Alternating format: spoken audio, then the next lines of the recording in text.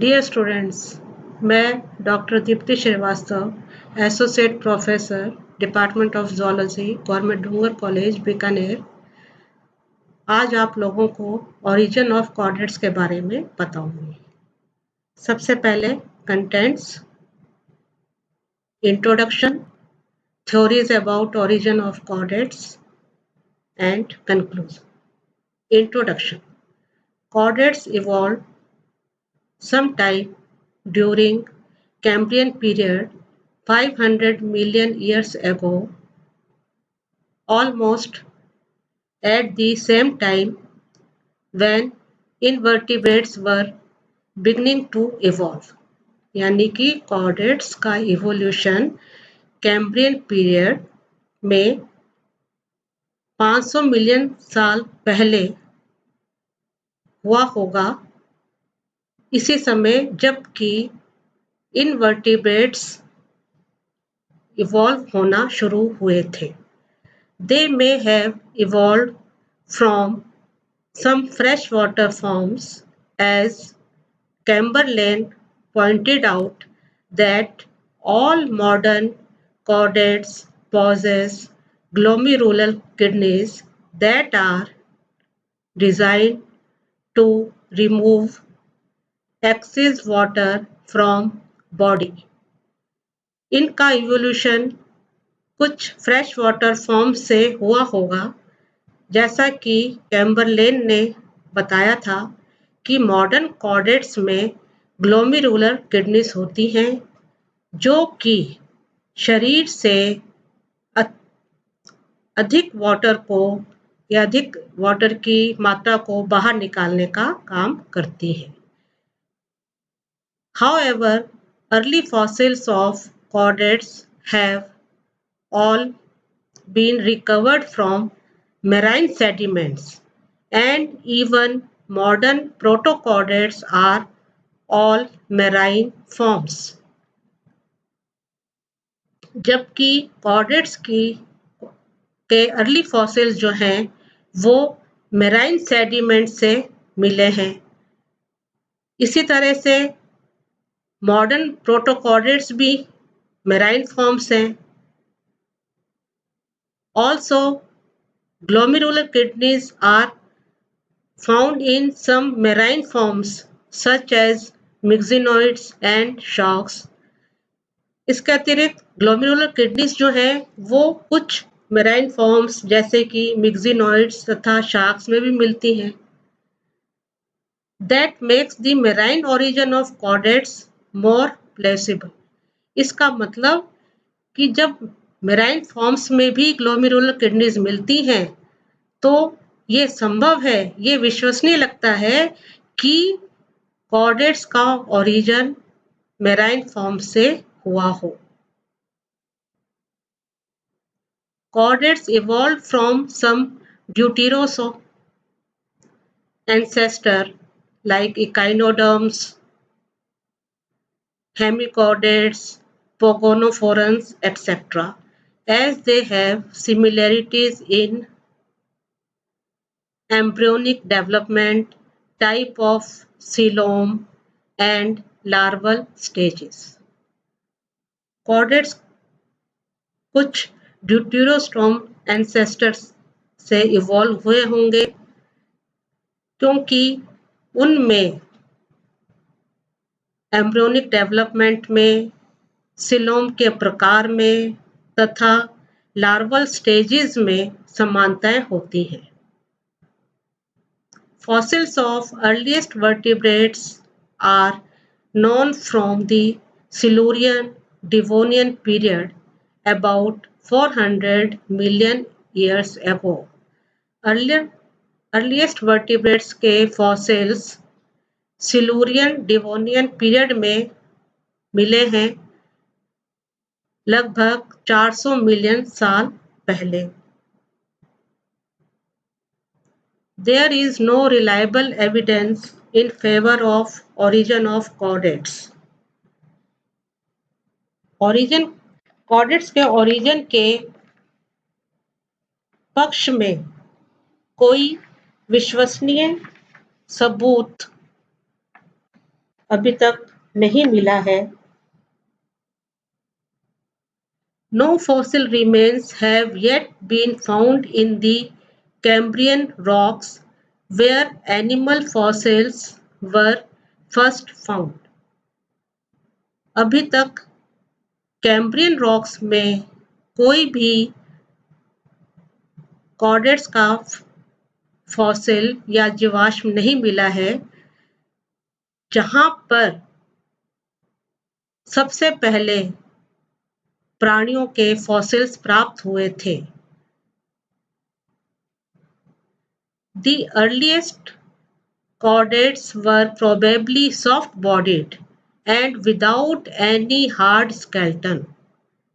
सबसे प्राचीनतम कॉर्डेट्स संभवतः कोमल शरीर वाले और विदाउट एनी हार्ड स्केलेटन यानी कि बिना कठोर कंकाल वाले होंगे, इसीलिए उनका फॉसिलाइजेशन नहीं हुआ होगा। Therefore, there were no chances of fossilization. As the fossil of ancient forms of the chordates would have been preserved, much uncertainty could have been eliminated. अगर कॉर्डेट्स के प्राचीनतम फॉर्म्स को या प्राचीनतम फॉर्म्स प्रिजर्व की जा सकती होती तो इनके ओरिजिन के बारे में अनिश्चितताओं को दूर किया जा सकता था। Theories about origin of chordates.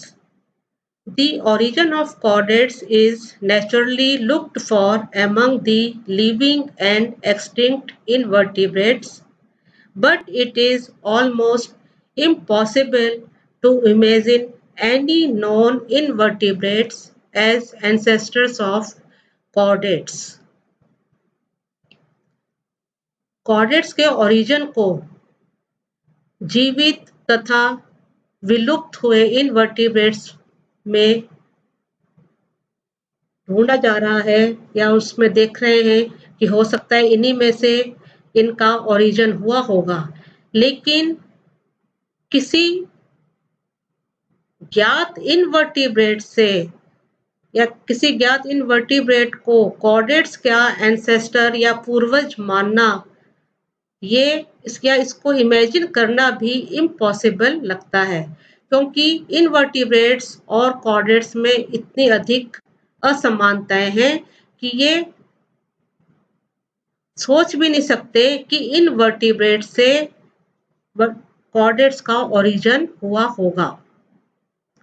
The origin of chordates has also been sought for in the larval stages of certain invertebrates.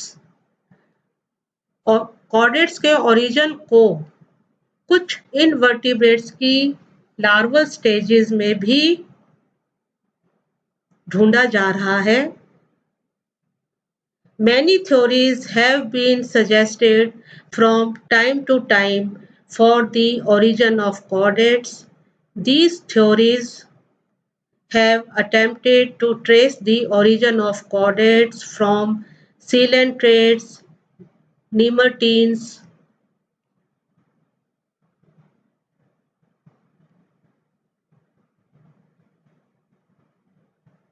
annelids, or arachnids, but such assumptions are not convincing and the theories have only a historical significance.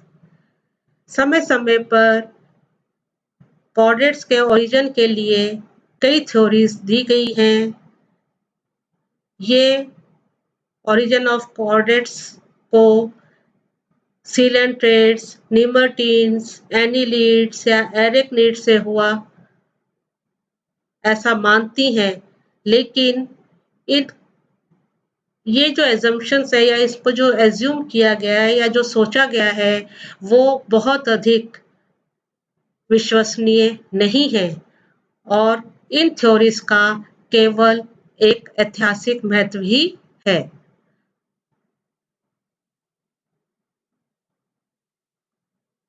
Origin of chordates has also been sought for from echinoderms.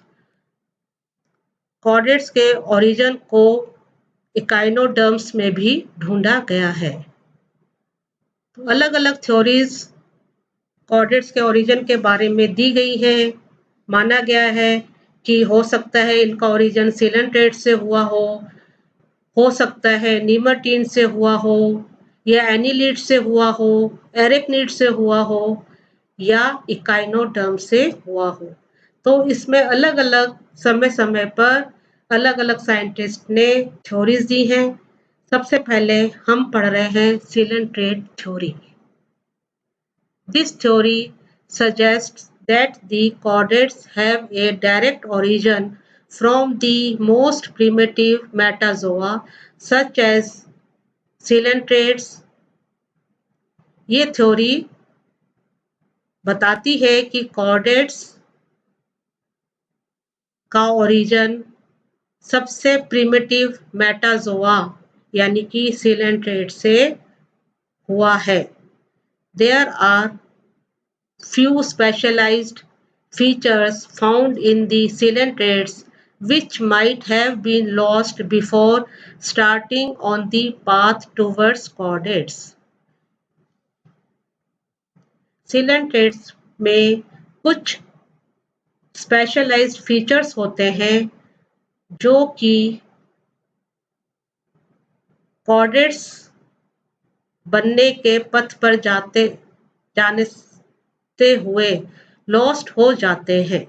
Radial symmetry, coelentron, ctenoplasts, etc. were first and advanced characters were developed to give rise to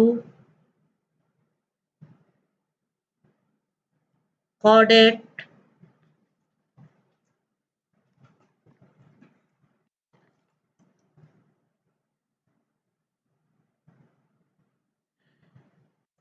coelenterates में radial symmetry, coelentron का पाया जाना, cnidoblast आदि पाया जाना, ये सब पहले के और एडवांस्ड कैरेक्टर्स हैं जो कि chordates को बनाते हैं।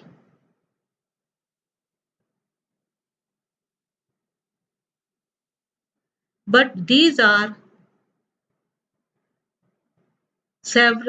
there are several basic advances which are not found in coelenterates but are found in all other invertebrate phyla such as। लेकिन ये कई बेसिक कैरेक्टर्स या कई बेसिक एडवांसेस ऐसे हैं जो कि coelenterates में नहीं पाए जाते लेकिन दूसरे सभी इनवर्टिब्रेट फाइलम में पाए जाते हैं, जैसे development of mesoderm, presence of both mouth and anus in the digestive tract। mesoderm का डेवलपमेंट तथा डाइजेस्टिव ट्रैक्ट में माउथ तथा एनस दोनों का पाया जाना, ये स्ट्रक्चर्स या ये दोनों कैरेक्टर्स coelenterates में नहीं होते लेकिन दूसरे सभी इनवर्टिब्रेट फाइलम में होते हैं।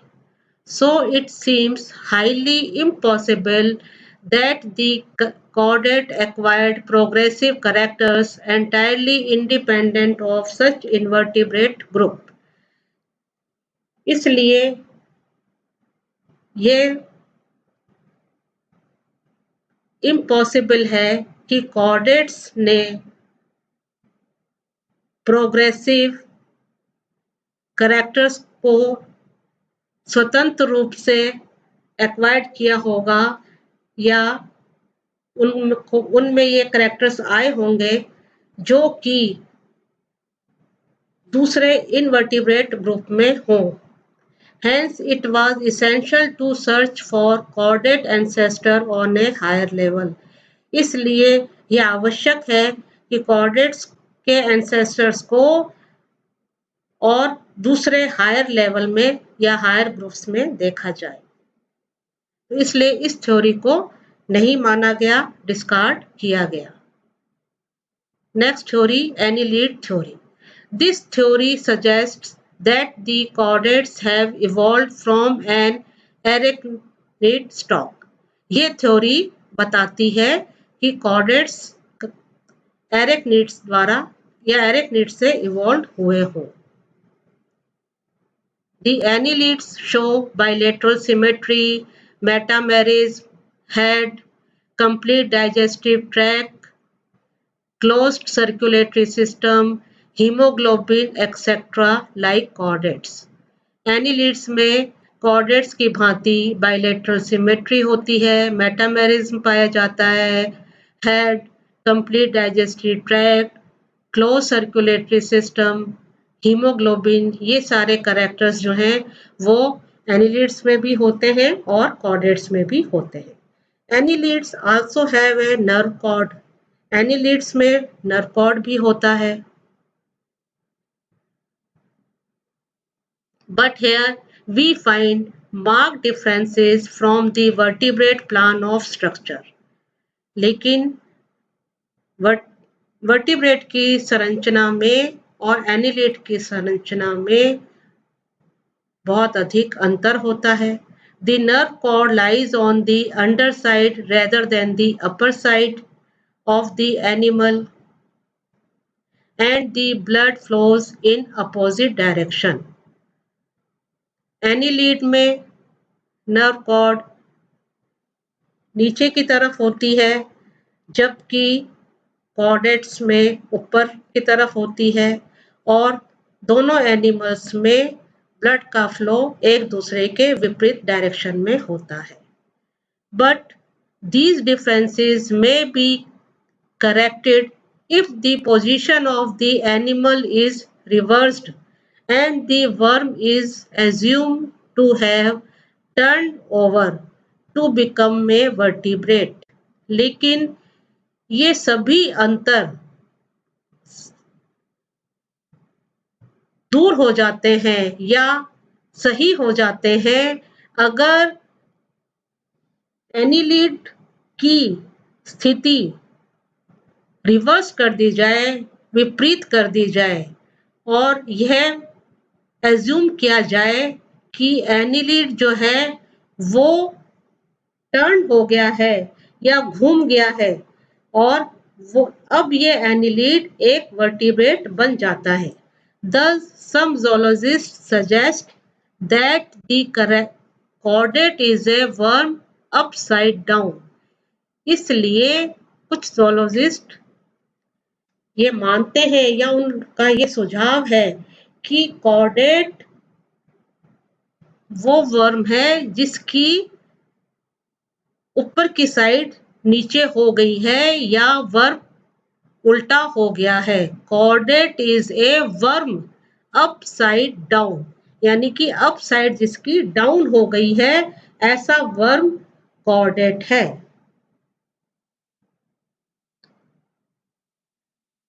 देखिए, जैसा कि हम इस डायग्राम में देख रहे हैं, यह हमने एज्यूम किया है कि ये एक एनिलीड वर्म है. इसमें यहाँ पर आगे की तरफ ब्रेन है, अंडर साइड या नीचे की साइड में यहाँ पर ये माउथ है. यहाँ ये स्ट्रक्चर जो है वो नर्व कॉर्ड का है जो कि पूरी पीछे तक फैली हुई है. पीछे एनस दिखाई दे रहा है. ये डाइजेस्टिव ट्रैक्ट है. माउथ के बाद ये डाइजेस्टिव ट्रैक्ट और इसकी लास्ट ओपनिंग एनस. ये इस स्थिति में ये जो वर्म है ये क्या है? एनिलिड. लेकिन अगर हम इसको उलट दें तो यहाँ पर उलट कर अगर हम देखें तो ये क्या बन जाएगा? वर्टिब्रेट. वर्टिब्रेट में अब देखिए ये जो नर्व कॉर्ड एनिलिड में नीचे की तरफ थी, अगर हम इसको एज्यूम करें कि ये उलट गया है तो ये नर्व कॉर्ड अब कहां पर आ जाएगी? ऊपर की तरफ. इसी तरह से इसका ब्लड फ्लो का जो डायरेक्शन अभी तक ये था पीछे से आगे की तरफ, वो भी चेंज हो जाएगा। और अब इस वर्टिब्रेट में दो नई ओपनिंग बन जाएंगी, माउथ और ये एनस। दो नई ओपनिंग बनी है जो कि एनिलिड में यहाँ थी, जैसे देख रहे हैं हम यहाँ पर माउथ ऑफ एनिलिड, और ये क्या हुआ, माउथ ऑफ वर्टिब्रेट। इसी तरह से ये एनस किसका, एनिलिड का, और ये एनस ऑफ वर्टिब्रेट। तो अगर हम ये एज्यूम करें कि एनिलिड को अगर उलट दिया जाए, जिसकी अपसाइड डाउन हो जाए, तो अब वो क्या बन जाएगा, वर्टिब्रेट। ये डायग्राम है, diagram to illustrate the supposed transformation of an annelid worm into a vertebrate. In normal position, this represents the annelid with a brain at the front end and a nerve cord running along the underside of the body. The mouth is on the underside of the animal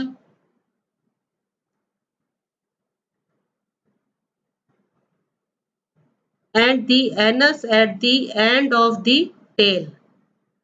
The blood stream flows forward on the upper side of the body.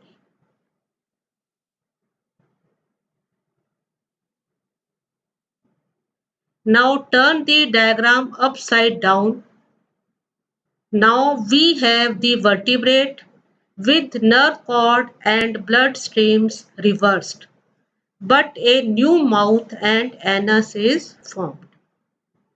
However, no structure similar to notochord and gill slits are present in annelids. The most important difference in the two is the type of mesoderm formation. Metamerism and appendages of annelids differ in nature from those of the chordates.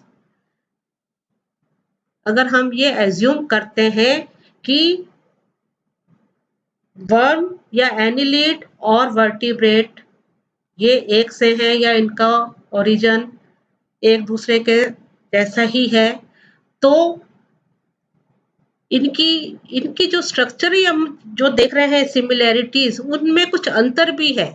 जैसे कि notochord और ये संरचनाएं annelids में नहीं पाई जाती, और दोनों में यानी कि कॉर्डेट और एनिलिड्स में जो मुख्य अंतर है वो मीजोडर्म फॉर्मेशन में है। इसके अलावा एनिलिड्स क्या में मेटामेरिज्म पाया जाता है, अपेंडेजेस पाए जाते हैं, वो कॉर्डेट्स में पाए जाने वाले मेटामेरिज्म और उनके अपेंडेजेस से बहुत अधिक डिफर करते हैं, बहुत अधिक अंतर रखते हैं। Coelom is schizocoelic in annelids and enterocoelic in lower chordates. Annelids में सिलोम जो है वो शाइजोसिलिक होती है और लोअर कॉर्डेट्स में एंटीरोसिलिक होती है। Hemoglobin is dissolved in the plasma in annelids, but it is present in the RBC in chordates. Annelids में हीमोग्लोबिन प्लाज्मा में डिसॉल्व रहता है, जबकि कॉर्डेट्स में ये आरबीसी में प्रेजेंट होता है। एनिलिड्स की जो नर्व कॉर्ड है वो डबल होती है और वेंट्रल होती है, जबकि कॉर्डेट्स में नर्व कॉर्ड सिंगल, हॉलो तथा डॉर्सल होती है। Bilateral symmetry, head and complete digestive tract occur in other non-chordate phyla also. इसी तरह से दूसरे non-chordate phyla में भी bilateral symmetry, head तथा complete digestive tract पाया जाता है। Some striking differences exist between the annelids and the chordates in their embryology. इसके अतिरिक्त एनिलिड्स और कॉर्डेट्स की एम्ब्रोलॉजी में या भ्रूणीय विकास में भी बहुत अधिक अंतर पाया जाता है। Thus there are no positive reasons to believe in the origin of chordates from annelids। इसलिए यह मानना सही नहीं है कि कॉर्डेट्स का ओरिजिन एनिलीड से हुआ हो। तो इस प्रकार इस थ्योरी को भी नहीं माना गया। नेक्स्ट थ्योरी है arachnoid theory. This theory gave by Dr. Patton। According to this theory, vertebrate descend from the arachnoid stock। इस थ्योरी के अनुसार वर्टिब्रेट जो है वो एरेक्निड से बने हैं या एरेक्निड से इवॉल्व हुए हैं। There are resemblances between Paleozoic euopterids यानी कि water scorpions and early ostracoderms. Paleozoic period में पाए जाने वाले यूप्टेरिड्स यानी कि वाटर स्कॉर्पियन तथा ऑस्ट्रेकोडर्म्स जो कि कॉर्डेट्स हैं, अर्ली ऑस्ट्रेकोडर्म्स के बीच में समानताएं पाई जाती हैं। Both armoured with dorsal exoskeleton, दोनों में डॉर्सल बाह्य कंकाल पाया जाता है। But there are many objections, लेकिन इस थ्योरी में कई ऑब्जेक्शंस भी हैं। Chordates have no arthropod like appendages, chordates में आर्थ्रोपोड के समान अपेंडेजेस नहीं होते। The nerve cord in arthropods is ventral while in chordates it is dorsal. Arthropods में नर्व कॉर्ड वेंट्रल होती है जबकि कॉर्डेट्स में डॉर्सल होती है। इन arachnids there is no trace of notochord and internal gill. Arachnids में नोटोकॉर्ड तथा internal gills नहीं पाए जाते। The anatomy of some of the oldest scorpion-like vertebrates is now well known, and there are no features suggestive of arachnid relationship। सबसे oldest scorpion like vertebrates की anatomy अब अच्छी तरह से ज्ञात है और इससे पता चलता है कि वर्टिब्रेट्स या कॉर्डेट्स तथा एरेक्निड्स में कोई रिलेशनशिप नहीं है। ऐसे उनमें कोई भी फीचर्स नहीं है जो कि इनके रिलेशनशिप को सिद्ध करें या इनके बीच संबंध को बताएं। Thus this theory cannot be accepted। इसलिए इस थ्योरी को भी नहीं माना जाता। Next theory is Nemertine theory। According to this theory, nemertines show affinities with lower chordates as well as vertebrates, which are nemertine theories के अनुसार लोअर कॉर्डेट्स तथा वर्टिब्रेट्स में कुछ एफिनिटीज होती हैं, कुछ बंधुताएं होती हैं जो कि इस प्रकार है। एफिनिटीज विद लोअर कॉर्डेट्स,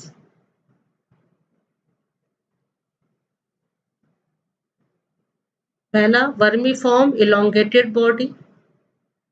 निमर्टीन्स तथा कॉर्डेट्स में जो एफिनिटीज हैं या जो समानताएं हैं, जो बंधुताएं हैं, वो क्या क्या है? वो है सबसे पहले वर्मी फॉर्म इलोंगेटेड बॉडी, यानी कि दोनों का शरीर लंबा कृमि के समान है। सेकंड, नो एक्सटर्नल मेटामेरिज्म, दोनों में बाह्य खंडी भवन या मेटामेरिज्म नहीं पाया जाता। Skin smooth containing unicellular glands, इनकी त्वचा चिकनी होती है जिसमें यूनिसेलुलर ग्लैंड्स पाई जाती हैं। एक्टोडर्मल नर्व प्लक्सिस पाए जाते हैं, टर्मिनल एनस पाया जाता है, मेटामेरिकली अरेंज्ड सिंपल गोनेड्स, सरल प्रकार के जनक पाए जाते हैं जो कि मेटामेरिकली अरेंज्ड होते हैं, retractile proboscis of nematines is said to be equivalent to the non-retractile proboscis of Balanoglossus. जैसा कि Balanoglossus के स्ट्रक्चर के बारे में हम जानते हैं, Balanoglossus में आगे की तरफ अग्रभाग में प्रोबोस्किस पाया जाता है,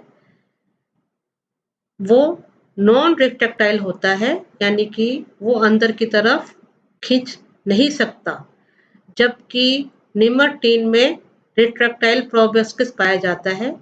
लेकिन ये माना जाता है कि दोनों प्रोबोस्किस हैं, दोनों की संरचना एक जैसी है, तो दोनों जो हैं वो एक दूसरे के इक्विवेलेंट हैं। तो ये कुछ समानताएं हैं जो कि लोअर कॉर्डेट्स तथा निमर्टीन्स के मध्य हैं। Now affinities with vertebrates. Vertebrates के साथ और क्या समानताएं हैं जो कि निमर्टीन्स शो कर रहे हैं। पहला, the median dorsal nerves of nimertine is supposed to indicate the spinal cord of vertebrates. निमर्टीन्स में जो मध्य डॉर्सल नर्व मिलती है उसको ये माना जाता है कि वो वर्टिब्रेट्स के स्पाइनल कॉर्ड के समान है।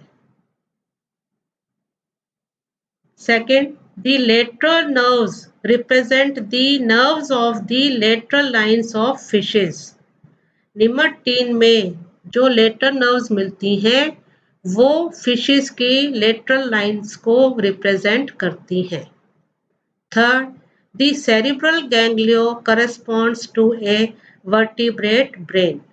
निमर्टीन में पाया जाने वाला सेरिब्रल गैंग्लियन वर्टिब्रेट के ब्रेन के समान है।